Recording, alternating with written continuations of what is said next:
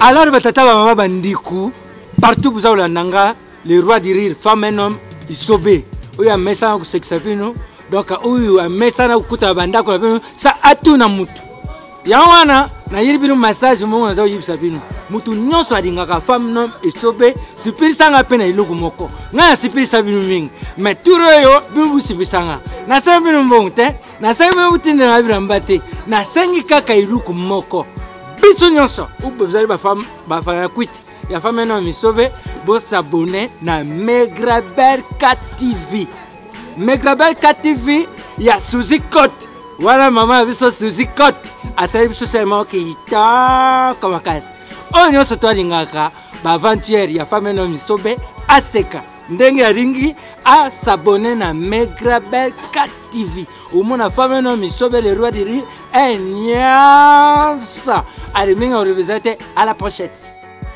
Moti Balandia Megrabel K, c'est bien votre humble serviteur de Goliath de la presse congolaise, route numéro 1, Boumamata dit Mohamed. C'est votre émission Temps de la vérité. Merci ma caméra, ils ont Mboka Mohamed Benoît Smake. Nous avons invité fidèle Nabiso, donc Yendia Nabiso Tamounyoso, Pasteur Mayele, Nayende, toujours la Mama Kambopele, Kassi Yambo. Tokota na Mozindo ya Masolo na biso na zopesa mabana pasteur na biso Emmanuel et pasteur na biso Maïe pardon après ça moté na batumi balemi sato bazolanda et awa na Kinshasa et puis à l'étranger. Merci beaucoup mon frère napesi mbote na balandi nyonso d'abord ya Megrabel K TV et napesi lisusu mbote na couple oyo emesana kolanda ngai pe mingi couple mapapa et surtout na bo sanité kopé sambote na papa nangai Zakari Mumaka kuna na mboka ya Allemagne nzambe apambola surtout maman Suzy Badevongo. Et voilà, tout ça on a deux thématiques l'émission la bicho ya lelo thématique à liboso pour le de la attitude du nini ba chrétien ba kozala na yango na ngonga oyo ya temps de la fin. Puis deuxième question kozala conséquence nini oyo ezokomona na molimo pe na nzoto oyo eza lié na péché. Donc ces deux lignes oyo papa na biso Mayele akomikaka sa biso na mozino ya motokota na thématique ya mibale. Vraiment merci beaucoup mes bien-aimés de partout. Merci mon frère à toi aussi. Merci à notre excellent caméraman Smak Kouma que j'appelle. Donc pour nama kambu oyo nalingi d'abord na répondre na question moko thématique à liboso nalingi na lobela plus que péché est en conséquence oyo eza visible na o eza invisible et l'on na zolobela sur le péché oyo ezali visible le péché dans ses conséquences visibles tozomona exemple na ko kozolokola masanga voilà l'alcool eza nuisible ozomona que même na bato bazote kango omona un sous bâti moins 18 ans donc ce qui veut dire que moi na muki akoko melamote. Mais il y a un peu accès mukolo à Melango. Pourquoi? Excès ya eloko nyonso et même kamabe. Nazono bela plus kaka masanga na zuno mwana. Ngana lobaka tangu na komaka na posa na kota na bozuno nzambe. Na lobaka soki miliki bomaka. Na ndima na kufa na miliki na conséquence au mela miliki. Soki pe maye bomaka. Na ndima na kufa na conséquence au mela mai. Mais na kondima te na kufa na conséquence au mela masanga. Pourquoi? Parce qu'il faut comprendre que na kati ya komela masanga eza na eloko ezo sala mela mutu ye moko azo melango eza na mutu mususu ameli masanga akoma akanda kanda mutu mususu ameli masanga akomi trop impoli mutu mususu akomi ameli masanga akomi na posa ya impudicité mutu mususu ameli masanga akomi arrogant mutu mususu ameli masanga akomi na titine moko boye o azalaka nango avanté déjà soki nazwi kaka point wana eza déjà point oyo eza kosala ke mutu aza na droit te ya koumela na vie ya lisumu précisément na simbi na point moko ya masanga mpona kokota mpe na ekobo na koti na lokuta na koti na moyibi masumu eza ebele oyo toko koenumere awa mais nazwaki nanu point wana imagine mutu soki ameli masanga. Comment c'est possible que yo meli masanga yo moko? mais osuba na bilamba liboso ya bana na yo, liboso ya bokilo na yo, liboso ya baninga na yo, liboso ya bato saka yo. Et après tant on va retourner na yo, mais pourquoi se comporter boy? Nazalaki na kwiti. Oko remarquer que mutu aza komela po alangwa, po asala mabe, oyo ko bebisa vie na ye na ba relation na ye na batu. Non seulement na batu, mais sur le plan spirituel, eza ko bebisa nanu vie na ye moko na bonzambe soki eza kati na ye. Parce que sans doute, je vous dis aujourd'hui, même ba pasteur bazomela masanga bazali. Misusu ba kimeli ono eza ba misusu ya kisa bokoko. Mais ya kisa bokoko ngo mona 20% alcool. Au moins 15% alcool, mais eza kisa bokoko.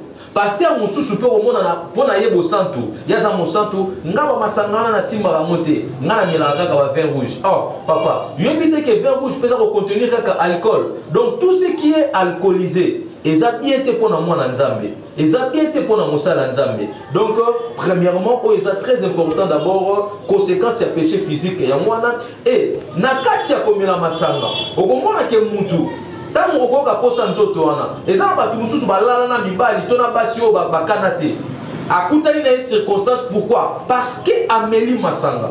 Vous voyez combien l'alcool ezo détruire vie à mutu pe ezo tindika mutu na mabe.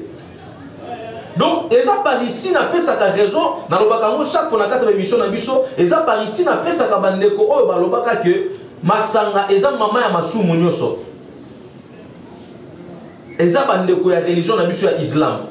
Donc, vous devez comprendre que ce qui masanga, eza source ya ba péché belé. Moi je donne raison pourquoi na moni ba dégâts batu bazo sala na sima komela masanga. Alors, eloko o eza mutuya eza que batu il faut batika. Eza la chrétien, eza la mon pagano. Donc batu nyo se faut batika komela masanga pour eza na ba conséquences o eza physique, ya mabe makasi. Et sur le plan conséquences spirituelles, nazomo na relation à mutu na nzambe eza barré. Parce que so meli masanga ko sambela te. Ce que meli masanga, ozana courage autant la parole à nzambe te. Ce que meli masanga, ozana difficulté pour recevoir un message à nzambe. Et souvenez-vous que le Saint-Esprit ne sera pas avec toi. Donc automatiquement sur le plan spirituel on perdra, sur le plan physique aussi on perdra. Alors ce qui est vrai c'est que mutute na sa moya ko kozala conscient ne loko ezo sala mabe mais a continuer kozala nango. Vous avez parlé de péché invisible et visible. Voilà. Et bien il fait non sotali si et monisi été isa ba péché oyo ezo monisa. Et neni so to ko yeba ba le me ba péché o isa invisible. Merci beaucoup. Ba péché invisible. Très souvent, bateau bakenda la l'église. Dans le bien pasteur, bateau bakenda la l'église. Ils ont tendance que le kola yazo ki l'église. Yeka kamutaza na capacité ya koyeba makamu. O eza molimo. Or que mutu musu akoko ke l'église te. Mais quand il est azo battre la bonzambe et le Saint-Esprit eza katinaye, aza na facilité ya ko détecter mutu oyo azo tambola malamu na mutu azo tambola mabe. Motei o azote ya maloba nzambe par l'esprit, na o azote la maloba nzambe par sa chair, par les sentiments de sa chair. Alors les conséquences spirituelles to koye bango tangu nini? Tangu to komi komona ke mutu oyo tangu abanaki ko sambela ya solo azaki na ba langage ote ya liboso etakisa makana ba langage. Ezala mopaga et plutôt ya mwana nzambe wa kenda l'église to ya mosala nzambe. Okomona langage na bango échangeaka. Déjà ezokotalisa ke mutu akotisami na lisumu. Mutu azotambola lisusu bien te. Pourquoi? Parce que mon ndenge tote ya kaboy. Mutu akoko fanda wana aoyeba ke mutu ndenge azote ya boye, il y a le Saint-Esprit en lui. Et ça peut na mutu so ko pa kena oyo azo betani masolo. Et tu crois qu'on remarque que non, ça sera une parole sans puissance, sans inspiration. Alors que, ils sont plutôt, conséquences sur ces spirituels, et ça quoi affecter la relation moutouna nzambe. Au moins, on a moutupo aloba makama nzambe. Nenga mane koloba mo liboso, a comme qu'on préférait na débat politique, a comme qu'on préférait na débat moko ya nzela, a comme qu'on préférait même débat ba musicien mondain. Donc cela va prouver à suffisance que frère Oyo, sœur Oyo, en lui, il n'a plus encore la présence du Saint-Esprit. Alors tout le monde peut comprendre ça, et que ça soit Moutou Azana Moli Mwanzambe, et Nzamba Azabien, oui, que Ezana Batumusu Sakena Kegliste, mais Azaka pas d'abord que non, ah, cerveau attends la bien terre mais que dans l'église bon pasteur va terre est-ce que mon sang ça va comme makambo lobaka donc ce sont des gens on nzambe pas salangolu na ba capacité musu nzamba pesa batu akoka ko discerner le discernement que nous appelons. Alors ceux qui ozotambola na idée que batu bazoye baté oyo komi par rapport à ozalaki oza ko se tromper. Donc voilà, je dirais que non. Dans la conséquence spirituelle, ça affecte l'homme spirituel, c'est-à-dire relation à Moutouna Nzambe, et ça l'a touché, et l'homme ne reçoit plus encore des choses du ciel comme avant. Alors qu'est-ce que des conséquences que vous pouvez arriver là? Merci. Je vous dirais la vérité que ils ont la conséquence mon côté où ils ont le col dans Mukana et à Romains chapitre 6 le verset 23, c'est que la Bible dit le salaire du péché c'est la mort. Donc la mort, tu sais, le Saint-Esprit en l'homme ne peut pas mourir, mais ça peut arriver que le Saint-Esprit quitte l'homme. C'est déjà la mort parce que l'homme ne peut pas vivre sans Dieu. La Bible dit l'homme ne vivra pas seulement du pain. Donc tu vois, automatiquement, ton mutoasani bilia wana ya molimo. C'est déjà la mort qui affecte la vie de l'homme. Il y a encore remarqué que na kati ya vie à moi Nzambe, ce que moni moi Nzambe a commis na ba légèreté, a commis na ba facilité, a commis na komela masanga, a commis comme na ekobo normal, a commis comme na lisumu normal, automatiquement mutu wana a kotisami na lisumu pe ba conséquences to comme na yango wana. Pasteur Maël kaka na maloba Bible ezoloba ete eloko moko te kotoka bola biso na bolingo na Nzambe ni ba ange. Si vous avez des conséquences sur le et nini oyo etalisi na mozilo kotala ndenge maloba wana pe lobi na makomite et lo monte ko kabola biso na bolingo. Là tu es dans Romains chapitre 8. Mais je te dirais ceci, que si rien ne peut nous séparer de l'amour de Dieu, mais le péché nous sépare de Dieu. Là même si tu appelles le docteur de la loi, baye a on a comme ça va mon cas que non, si rien ne peut nous séparer de Dieu, de l'amour de Dieu. Mais la Bible n'a pas dit que les péchés ne peuvent pas nous... Ceux qui n'attendent le bloc, ils ont énuméré la Bible, tu ne verras même pas le péché là-dedans. Donc, Moutounion, ça c'est trop paraté, que Bolimwanzambe est pour favoriser Bishoma Sumute. Parce que l'amour de Dieu, c'est la grâce de Dieu. Donc, cela ne nous facilite pas le péché. Tu vois, mon frère, beaucoup de gens croient que en faisant, disons, en vivant l'amour de Dieu, il est prêt à tout. Non, non, non. Donc, ce qui veut dire que on ne peut pas se séparer de l'amour de Dieu, mais le péché nous sépare de Dieu. La Bible le dit clairement. La Bible dit que la main de Dieu n'est pas trop courte, parce que moi je suis l'homme de la Bible, je dois lire la parole de Dieu. Bible exactement. Sototangi na mukanda ya Esaïe awa okomona que Bible ezako talisa biso clair et net que le péché est capable de sepela ya kukabola biso na Nzambe. Écoutez ce que Esaïe 59 verset 1 nous dit. La Bible dit non. Le bras de l'Éternel n'est pas devenu trop court pour sauver, ni son oreille trop dure pour entendre, mais ce sont vos fautes qui ont fait séparation entre vous et votre Dieu. C'est simple.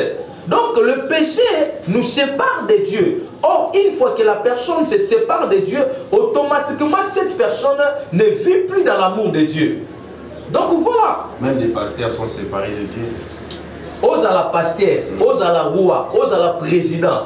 Si tu ne marches pas conformément à la parole de Dieu, tu te sépares de Dieu et les conséquences du péché vont t'attraper. Mais il y a des pasteurs où tu le oui, c'est un mensonge. Ce sont des pasteurs marbriards, ce sont des pasteurs menteurs, ce sont des pasteurs voleurs. Oyo basali clique po na kolingisa ba na nzambe bango, mais ba bosali si ba na nzambe nzela ya lola. Voilà, ce sont ces genres de pasteurs-là, les enfants de Dieu, soit les pasteurs, ont reçu une mission. Un pasteur d'abord, c'est qui? Un pasteur, c'est un berger. Un berger a pour mission d'orienter les brebis.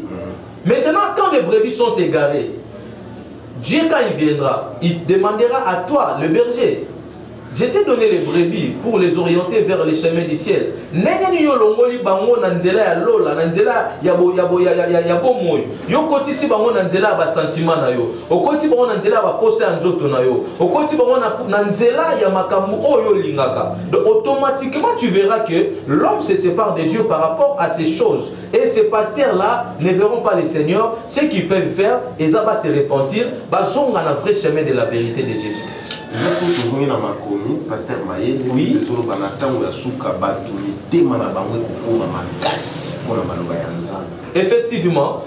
Effectivement, et la Bible dit que dans les temps de la fin, vous verrez des choses comme cela.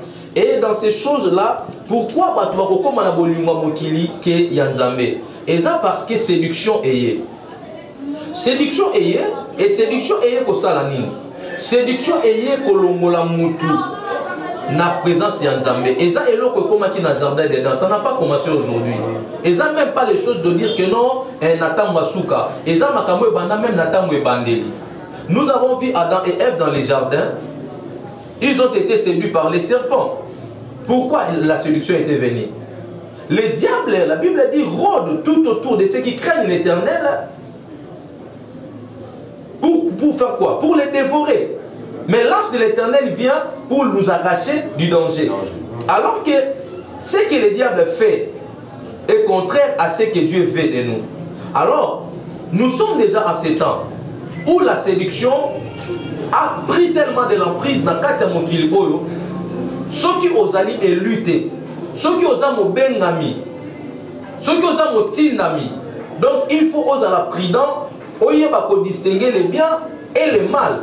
Et ceux qui osent capable de distinguer automatiquement tu vas tomber dans le piège de l'ennemi.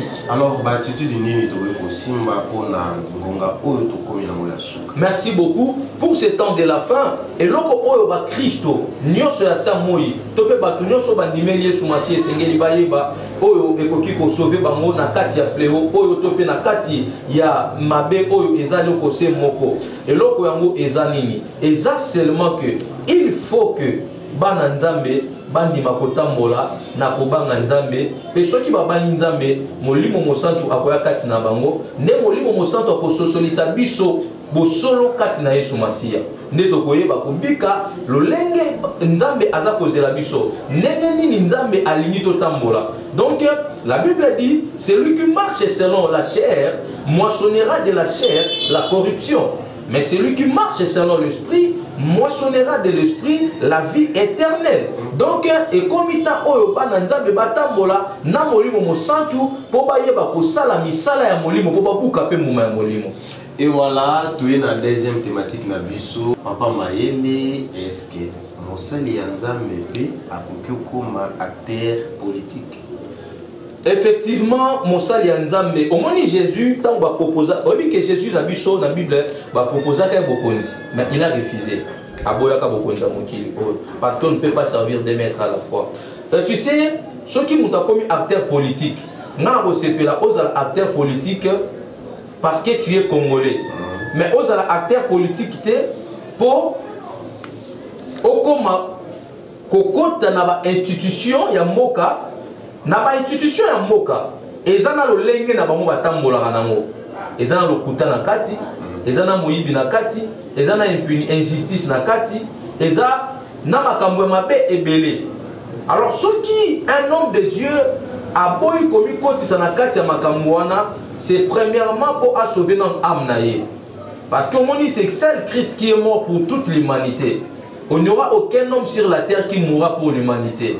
Alors moi je préfère mieux que Bissonio surtout comprendre que les moments où nous sommes en train de passer, c'est un bon moment pour que ceux qui osent mosala Nzambe tika na maloba Nzambe. Et ça peut possible quand on est à Kasamomala Mouboye, Nzambe a qui ne peut taper na mitema il y a politique yango. Donc tout ça la politique parce que nous sommes d'abord des gens qui sont appelés à prêcher l'évangile. C'est ça notre politique pour les nations. Donc notre politique n'a pas besoin n'a comme kaka président, n'a comme kaka député, n'a comme kaka ministre. Non non non. Dans ces institutions là, oya mokili mabe ezamini. donc yango mwana nzambe mosala nzambe il faut alinga komi longola na kata makambo wana omoni mokili wana eza mokili moko oyo etambolaka na makila pe na mabe alors soki olingi okota yango c'est que il faut ondima ba mabe oyo ezalaka déjà poser place wana mais biso na craintiete okomona ke mobeko yesu atikela biso eza ya kosala bolamu ya kosala mabe te mais na monde wana okomona ke non c'est plus le mal que le bien et soki baosala bien babien na bango ezalaka mpona baprofit na bango ozo imaginer est-ce que mutu akokopesa mutu polo po voter non okoko imaginer mutu apesa mutu mbongo po ok ko voter non ce n'est ça ça n'a même pas de sens alors que non soki mwana nzambe akomi kobika lolenge wana mais ngana limitaka nzambe te nzambe aza souverain là je parle selon mon opinion et si je veux parler selon Dieu je dirais que Dieu est capable de le faire de prendre quelqu'un ya kokotise na ba institution pour bouleverser makambo Dieu est capable de le faire. Au moni eloko na émission ndeko eza que même na ba moment auto kanisaka ki opposition ezalaka na part moko na mboka to se trompaka. Tari komona que même les opposants place ba komaka bazaka na loi o bakutaka o bazaka na incapacité à renverser yango. Voilà pourquoi un chrétien, un enfant de Dieu ne peut pas aller dans la profondeur des choses politiques parce que ezali monde oyamabe makashi. Voilà, tant que patriote, quel est votre point de vue par rapport à la loi Tiani? Oui, loi Tiani, moi je trouve ça c'est plus congolais parce que namona na mokili oyo ba étranger pe bakamba ba étranger même na kati ya Bible ezali. Omoni soki nzambe a trouvé que hein? Bino batu oyo boza destiné ya kosala malamu bokokite. Dieu est capable de prendre un étranger parce que l'étranger azaka po aza congolais te po aza exemple mutomoka mususu. Mais selon nzambe ezaka bongo te. Wana mibe ko mokili, ya mibe ko nzambe te. Donc moi je trouve ça c'est plus charnel et c'est plus sentimental. Donc kokamba eza destiné kaka te na ba kolomboka. Kokamba eza destiné na bato ba kosala mo bien ne ba mo isenge ba kamba mboka donc ceux qui bango basala mon intérêt que non kokaka ba congolais ne ba kamba mboka ça n'a pas d'importance mais ceux qui basala mon intérêt que ba mo moko ba koma kosala makambo bien et ozala bien bongo ceux qui siko bolongo lilo amo na bo sala makambo mabe importance ezani c'est mieux même de personnes qui n'ont pas de père et de mère congolais, ceux qui vont bien, ceux qui vont donc il faut bâtir libre. Loi wana ponanga na mona la place na moté na mboka. Autant to koma na angle ki koteka mboka, kokabamboka na biso na maboka bapaya, babilo wana nyonso ndenge loi oyo bakanisi yango batala mo pe na angle mosusu. Oui, effectivement, bakota na mona angle wana mais soko tali bien. Jusqu'à présent, mutateka mboka aza étranger te. Ezape mona mboka moko te ateka mboka oyo. Problème ezaka que non, c'est parce que notre gouvernement, bactère politique na biso, bazalaki tellement na incapacité ya kosala lokola baninga nde babotolaki bango oyo ba méritaki. Mais ezape tardé, bako récupérer ba botoli bango. Ba député oyo bakosa basuka wapi.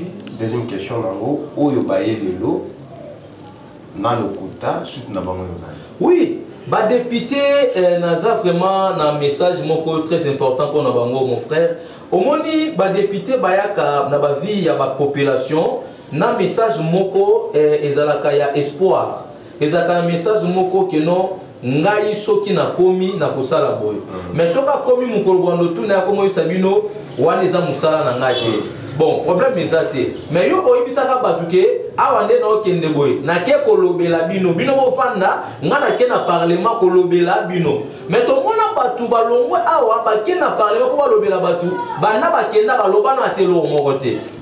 Siko ngana mitunaka, oyo bayibisaka population, bazwaka ngo wapi. Et puis makambo bayibisaka population. Baye bakateke kuna kote ba okende, makambo bango balobaka isa yango ba kosala te. Donc il y a mis par les années. Au moins il y a mis bateau belé na Kinshasa oyo. Papa, et moni na niveau moke premier là, tous ces films makambo bon matin. Au moins il mutu loko na ndeko Eliezer. Smart Kuma. Ozo na biso. Et ça vraiment temps de la vérité, faut tout la vérité. Mutu lokola ndeko Eliezer. Mwana ko lopango. Na papa na ye mon papa Molière. Tala, oyebi batu wana façon bayaki na makambo na Kinshasa oyo. Donc c'est comme si soki balomba ke lelo lobi ba changer makambo. Mais na yebisa yo ke batu wana mibale no na cité. Oh toyebaki bango wana. Non, avant bango ezaka na ndeko moto na obenga ndeko Eliezer. Donc na yebisa ndeko papa Molière na ndeko na ndeko Basile kudu de yako na ye avant na ye. Na zo yebisa papa Molière na ndeko oyo Eliezer. Bakenaka na mission moko boye. Mais jusqu'à présent, ceux qui ont l'équipe on a TV, tu as vu ça, mission bin motalisa la population. Mawa obino obemaka pa la population. Ba problème à population obino résolva ka. On croyait que ceux qui boke kuna boko sala mieux koleka. Mais boke kuna bo continuer te. Bo sala lokote, mais bo zongi lisusu sima makasi.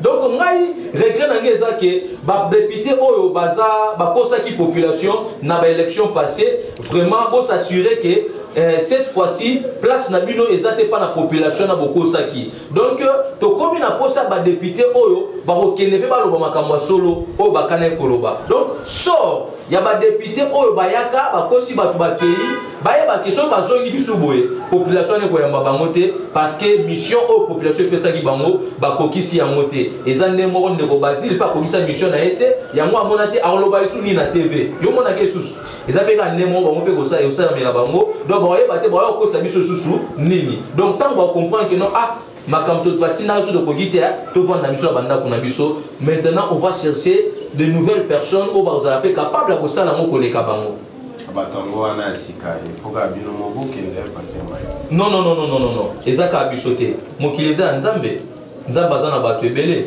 omoni nzambe ayebi Congo ayebi pe maleli na biso maombi na biso balosambo na biso yango ozomona omoni ngai nalobaka ngo papa journaliste soki omoni mutu azaki mayele akomi na moment moko mayele silie kokasa te ke eza fimbwa nzambe nzambe alinga talise ke non omoni yo oza mutu mais olingaki obima lokola malamu koleka nga nzambe zela siko nga nzambe na otali soki oza mutu okoma te place nga nzambe naza yango omonaka omona mutu aza kokipe poste moko ya likolo mais soko aloba makambo même moi moki aloba ah yango mutu alobaka makambo boye ndenge nini eza réponse ba prière na biso na congolais parce que ba prière pour na mboka esalaka. Oui, effectivement la prière pour na mboka esalaka eza à cause de la prière ndozo mona ke même bulu ekezo kotaka na gouvernement yo yebi combien de plans o eza ya kobeba po na ba prière ba congolais oyi ba congolais siko biso moto zelaka nini to zelaka nde to sambela to mona likolo changer ma pate comme rouge to mona maman banzele bongi to mona ba terrasse ba caniveau ngane bisaka ba congolais ki ba prière na biso to salaka ba effet nango ebetaka na ba niveau moko ya likolo yango zo mona ke ba ennemi ya congolais je crois na salaka émission moko na ndeko Smack awa na ina lo bato donc c'est le mawana kuto lo baga ki ba prière wana ya ndenge wana esala elo ba prière o bato bakendaka bo pesa biso moko to sambela pona nation wana bo sambela nzambe te bo sambela bikeko eza ba idolâtrie bo sambela bikeko donc bomi sambela bino moko bomi tela bino moko makelele mais ana contexte o ye olobi ba prière pona mboka esala ba prière o esala pona mboka eza ba keno sengela mongo te eza obiso ya congolais to vanda na ndako yo moko vanda ko sa nzambe sunga kongo nzambe sa kongo bolamu ba konzia mabe balongwa boma bango nzambe zo malamu tia ba prière o esala ka yango wana nzambe tsa confusion na mitu na bango yango mona ke no mona ba konzi mususu ba osa makambo bien te po ani parce que nzamba na kosa donc nzamba olongola bango azo ata ko effacer bango ba prière o mona on ko pesa mbongo to esa prière pona nation eza ba prière moko ya kimoyibi ya escroquerie nzambe ayoka ba losambo ya lengi wana te ba prière oyo salaka ngana salaka ndeko asalaka na cachette la Bible nous dit même ça boza lokola ba pharisiens te balingaka bavanda liboso balinga so babondela bato nyonso bamona ke babondela wana ba pharisien bapriere na bonzambe okango te bapriere o nzambe oka bapriere ezaka secret na bokota na chambre na yo na mikanga na mutema no sambela nzambo aza likolo. La Bible a dit il voit même les choses en secret. A moment na yo ka koyanola. Donc jusqu'au niveau ça des pressions que non, yo ne nzamba koyoka, yo nete ezamba prière moko ya lokuta, mais na il y a des Congolais qui prient sincèrement et nzambe pe yoka ba prière na biso wana. Nga vraiment ba prière na desapo na mboka. Ezala nzamba longola bato mabe. Siko elo ni nzamba yebisa kinga, nzamba yebisinga lobi mayele. Ba prière no na yoki yango. Tala makambo nazo sala. Oyebi ke na mikolo zo ya liboso. Bokomana ko remarquer que ezana ba politiciens ebele. Bango moko bandolongo na ba poste. Muta longoli bango te. Yemo pena vanda tabo alongwe. Eza fimbo ba prière. Donc vous la calamité au moment où qui yambala oyo ba olegati yemo alobaki eza nyoso ane ya nzambe. Yo mona déjà muta zolo na lobaki no mukona na olo na oye bota na mote. Pasteur Mayele, différence entre Kuluna et banditisme. Merci. Oyebi papa na ngai na tango akala. Bayelaka biso batu lokola bajango. Bayelaka biso batu lokola bakisasa. Bayelaka biso batu lokola ba tona ko benga bango ba kobo ibilo moko ya bongo à l'époque de Mobutu. Batu wana nyoso wana. Alors esalaka ke batu bana pe ko boma. Mais façon oyo ekomeli lelo na ndenge ezalelaki kala ekomi biloko mibale ya kokesana bien ke bato kaka bazokufa. Chose grave eloko esali bongo ezani eza incapacité ya l'état. L'état il faut azwa ba mesure oyo eza makasi. Différence entre ces deux choses ezani bato na bana osala ngo ya kobatama ba oyo alelo basala ngo ala uni na donc eza ke so bomoni bango bino nde faut kima. Or quand les équipes vont basala ngo bazosala ngo ya kobatama puis mingi omona na butu. Au plus on a mingi va ça chaque jour. Mais le lot la différence c'est ça que non, Kuluna c'est tous les jours. Et ça y a na tongo, na midi na pokwa, Kuluna ezalaka. Alors que non, à l'époque là les gens qui le faisaient, ton nom y même pas adresse na bango. Ton nom y même pas place va fanda. Les gens qui vont apparaître, bah ça les action na bango pas, bah c'est disparaître. Mais le lot différence y a moi. Yakala, Ezaki a combattement, il y a le combien là. Mais vous parlez de l'incapacité à l'État, tout le monde a pu mesure, opération du Kofi Outa pour Salama, droit de l'homme et télé. Oui, Ezaki bien côté les mains. C'était pas les seuls moyens pour n'avoir arrêté Kuluna. Moi je n'ai jamais vu un papa tuer son enfant parce que à Salimabe. Moi na nyoso ataba kolo bazolo ba ete, moi na ceux qui a BBC loboko non na salito ko kata ngote, ko sali ko sokola. Ce qui veut dire que non, un parent capable, à quoi au moment où on a ma bête, mais Aza capable de punir. Donc, il y a des moyens pour punir, banana bango, ou ils ont congolais. C'est ce qui fait mal. La carte ya mboka na biso. Né amoyo sala mabe, ezo sala ke, muto sali mabe, au lieu de punir ye bo bomaye. Bana bazaki na raison. Ba koka ko bomate. Ba makambo ko sala ba ninga lelo ba keka nyamaka sese. Na ko kende wana quand même, ezape moyen moko ya bien. Oui, bazosonga parce que il semblerait que bakende koye ko la misala. Gloire à Dieu, ceux qui sont bons, ceux qui baillent awa, bako changer ma kanisi na bango. Et ko apporter un changement de mentalité. Ezaka ko boma. Mais ko musala to moni kulu na mon côté à sali atelier, to moni kulu na mon côté à sali garage. Merci beaucoup. Et loko wana mutako ko sala moko na bango eza l'état. L'état il faut ayeba que non na olongola batuka nyamanga cessé. So ba sisi formation na bazonga Kinshasa. Siko to bazonga Kinshasa ba centre ni na fongoli pona bango. Incapacité à moi. C'est vrai l'état ndazo sala ye bazonga to eza dans une canal moté bazonga. Bon, jusqu'à présent, il n'y a pas un communiqué officiel qui est Bandikoulou na kanyamanga cessé pour bazonga. Il n'y a pas un communiqué officiel. Le quoi la communiqué officiel est até, c'est qu'ils ont magoué. Désolé dans le c'est que dans le clair. Le quoi la communiqué officiel est até que non ba Koulou na kanyamaka c'est bazozonga. Ce qui bazozonga, c'est qu'ils ont magoué. Ce n'est pas un danger pour la population aussi. Un grand danger pour la population quinoise et congolaise parce que nous sommes dans la province. Ma dernière question, est-ce que Koulou n'a pas eu aussi?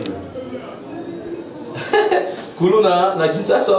Ah oui, ce qui l'État a eu la responsabilité et aussi là. Ce qui l'État a eu la responsabilité. Et bon, nous sommes à la fin de notre émission. Pasteur Mayele, Mbotenayo, Nabatunyo Subalandio.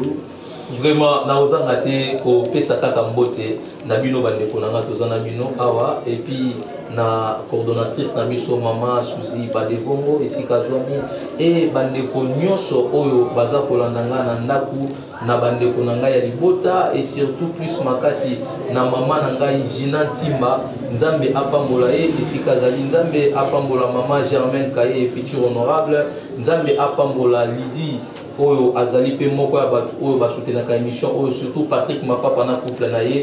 Que Dieu vous bénisse. Merci, nous sommes à la fin de notre émission. Mbote na maman na biso, maman Suzy Côte, na Debongo. Mbote na maman Magnon, sur la fondation Aide-moi Mekrabel. Quant à moi, les Goliaths de la presse congolaise, route numéro 1, bon matin du monde, je vous dis bye.